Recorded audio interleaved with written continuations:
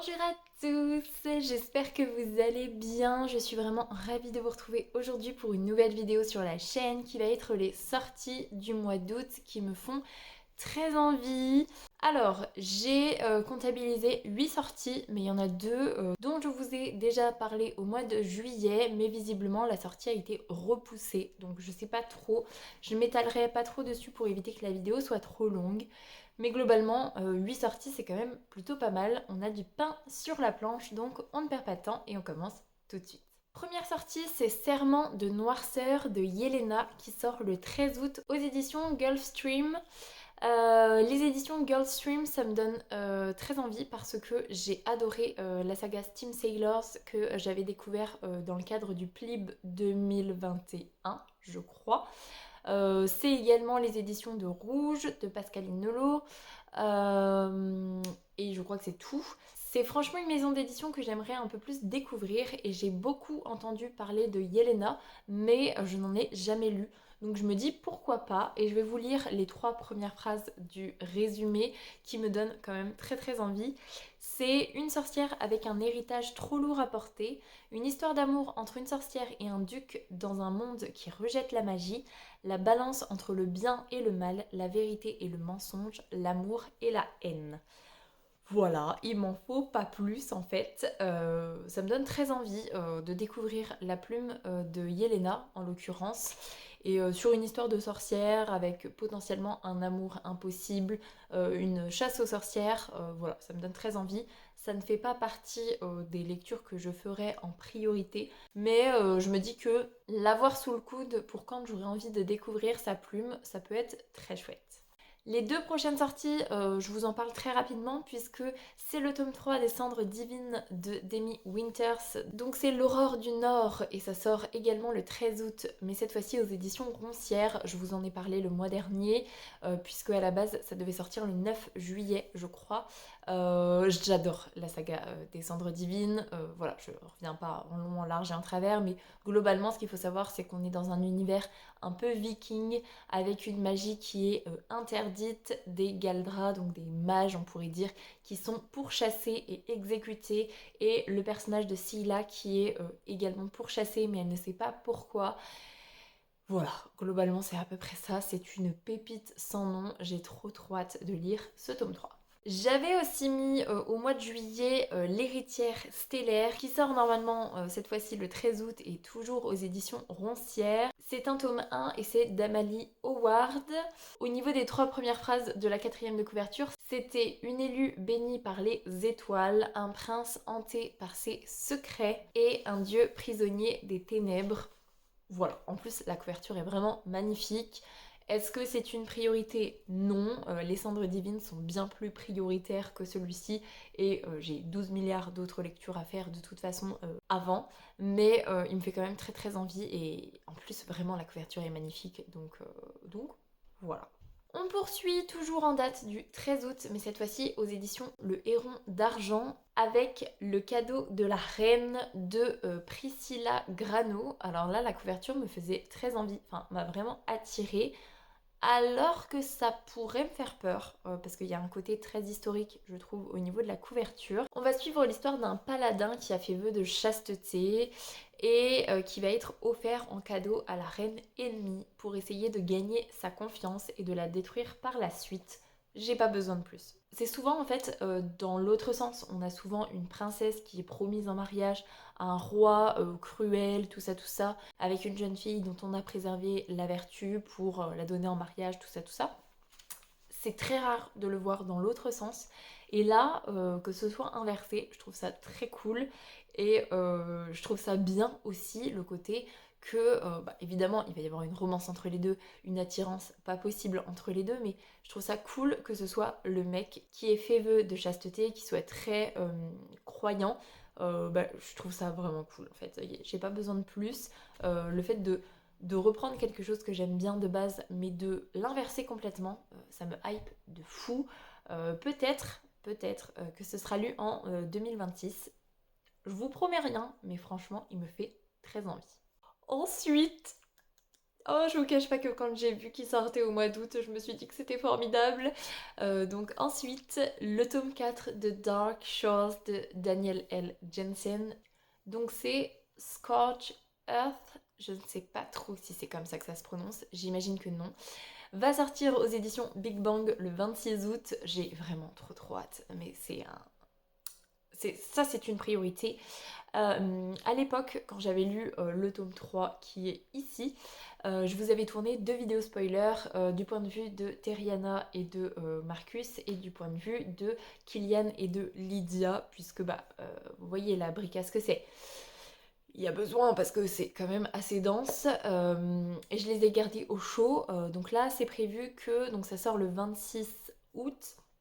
Je crois que la semaine juste avant, je vous poste jeudi et vendredi. J'ai décidé de poster 2 vidéos cette semaine-là sur justement les vidéos spoilers sur les 2 points de vue, enfin les 4 points de vue on pourrait dire, coup sur coup, comme ça, pour tous ceux qui ont envie de se lancer dans le tome 4 et qui n'ont pas forcément beaucoup de souvenirs de ce qui se passait dans les tomes précédents, et ben voilà. Et moi personnellement, j'ai des souvenirs de ce qui se passe dans le tome 3, mais j'ai vraiment besoin de me remettre en mémoire l'histoire pour pouvoir profiter un maximum de cette lecture incroyable. Et je crois, si je ne dis pas de bêtises, que c'est le dernier tome. Trop contente, vraiment trop contente. En même temps, on sent qu'on touche aussi au but, au vu de la fin du tome 3. J'ai trop hâte, il est violet, il est trop beau, enfin ça va être dingue. Je ne peux que vous conseiller. Est-ce que je vous ai dit de quoi ça parlait? Pas du tout. Est-ce que je saurais vous résumer Dark Shores? On a 2 royaumes, on va dire, qui sont séparés par la mer sans fin, je crois, mais je suis pas trop sûre. Chaque royaume n'a pas connaissance de l'existence du royaume opposé. Il n'y a que le peuple de la mer qui va naviguer entre les deux, qui peut emprunter des sortes de couloirs océaniques avec leur magie pour passer de l'un à l'autre, parce que vraiment c'est une mer qui n'en finit pas, comme son nom l'indique. Et on va avoir Terriana qui va être qu'on va choper en fait. On va à cause d'elle découvrir, en tout cas un des royaumes va découvrir l'existence de l'autre et va vouloir partir en conquête en fait. Et voilà, c'est juste une pépite. De toute façon, Daniel L. Jensen, c'est une valeur quasiment sûre pour moi parce que vous savez mon amour pour Le Pont des Tempêtes. Vous connaissez mon amour pour Dark Shores, donc voilà, très hâte. Et puis en plus, si ça finit une saga. D'ailleurs, Dark Shores qui se finit normalement, Le Pont des Tempêtes qui se finira avec le 6e tome. Je vais être en PLS quand j'aurai fini les 2 sagas.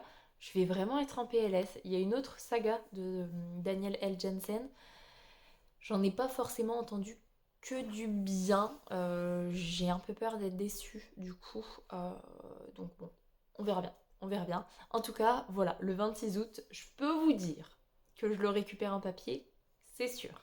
Toujours en date du 26 août, mais cette fois-ci aux éditions Lost Kingdom, va sortir le tome 2 des Terres Fae de Lisette Marshall. Et c'est Les chaînes du pouvoir. Je suis allée relire le résumé du tome 1 parce que bien évidemment je n'ai toujours pas lu le tome 1. On va suivre Emeline qui est une jeune femme qui possède une magie un petit peu interdite. Et en parallèle, on va suivre le bourreau du royaume des fées qui s'appelle la mort muette puisque quand il passe, il n'y a pas un bruit, il n'y a que des cadavres. La mort muette va croiser le chemin d'Emeline et elle pense qu'elle va être exécutée, sauf qu'en fait, il va l'enlever, je crois. Et en fait, il va avoir une opportunité dans le pouvoir d'Emeline, ce serait de renverser la reine des fées, qui est un tyran qui est au pouvoir depuis des décennies, voire même des siècles. Et donc, il veut renverser sa reine. Voilà, ça me fait très envie. Je trouve que le pitch de base est quand même assez différent dans le sens où on va avoir le bourreau d'un royaume qui veut renverser la reine de son propre royaume et pas un royaume ennemi. Voilà, je trouve ça assez intriguant finalement.